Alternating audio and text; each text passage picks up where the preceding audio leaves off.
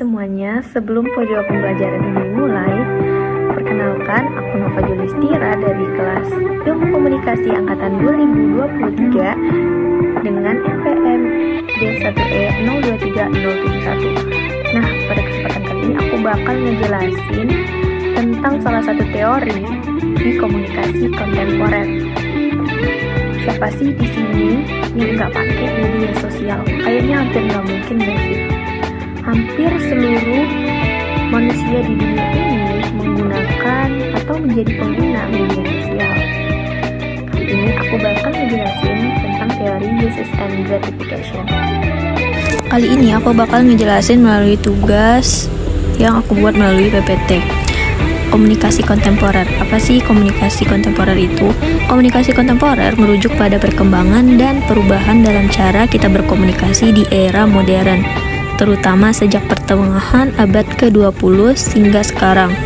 Ini melibatkan penggunaan teknologi digital, media sosial, dan berbagai platform komunikasi baru yang telah mengubah cara informasi disampaikan, diterima, dan diproses oleh masyarakat. Nah, kali ini aku bakal menjelasin teori uses and gratification.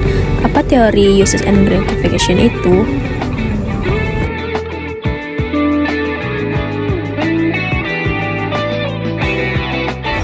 Teori uses and gratification atau disebut juga dengan teori kegunaan dan kepuasan dikembangkan pada tahun 1970-an oleh Elihu Katz, Jay Blumler, dan Michel Gurevitch. Teori ini termasuk dalam tradisi komunikasi massa dan menekankan bahwa audiens adalah agen aktif dalam memilih media dan konten yang mereka konsumsi. Berbeda dengan teori-teori sebelumnya yang melihat audiens sebagai pasif, teori ini berfokus pada alasan individu menggunakan media dan kepuasan apa yang mereka peroleh dari media tersebut. Nah, ada juga penjelasan lanjutan dari teori ini. Didasarkan pada asumsi bahwa individu memiliki kebutuhan yang spesifik seperti kebutuhan untuk informasi, hiburan, identitas pribadi, atau interaksi sosial yang mendorong mereka untuk menggunakan media tertentu. Audiens secara aktif memilih media yang paling sesuai dengan kebutuhan tersebut. Teori ini juga menegaskan bahwa pengalaman dan kepuasan yang diperoleh dari media dapat bervariasi tergantung pada individu tersebut. Adapun hubungan teori ini dengan media. Teori ini memiliki hubungan yang sangat erat dengan media, terutama dalam hal bagaimana audiens berinteraksi dengan dan memanfaatkan media untuk memenuhi berbagai kebutuhan. Kebutuhan apa aja sih yang dapat dipenuhi oleh media? Nah, kali ini aku akan ngejelasin beberapa kebutuhannya, yaitu ada kebutuhan kognitif, sebagaimana kita dapat memenuhi informasi, pengetahuan, dan pemahaman tentang dunia. Ada juga kebutuhan afektif, dapat memenuhi hiburan, emosi, atau sensasi. Dan ada juga kebutuhan pribadi sebagai penguatan identitas diri, harga diri, dan rasa keberhasilan. Selanjutnya ada kebutuhan sosial, yang mana kebutuhan ini dapat memenuhi hubungan sosial, interaksi, atau ikatan dengan kelompok sosial. Dan yang terakhir ada kebutuhan pelarian. Di sini dapat mengatasi ketegangan atau lari dari kenyataan sehari-hari. Nah, dalam konteks media sosial seperti Instagram atau Twitter, pengguna bisa memilih platform tersebut untuk memenuhi berbagai kebutuhan.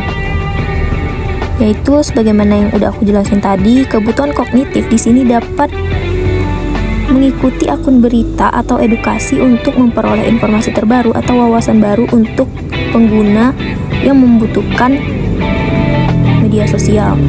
Ada juga kebutuhan afektif yang dibutuhin seseorang untuk menonton konten lucu, video viral, atau hiburan di YouTube atau TikTok untuk menghibur diri dan melarikan diri dari stres.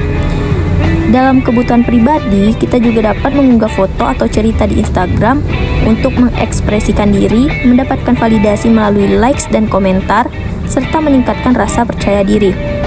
Dalam kebutuhan sosial, kita dapat berinteraksi dengan teman-teman atau komunikasi dengan komunitas di Facebook atau Twitter melalui komentar, pesan, atau diskusi kelompok.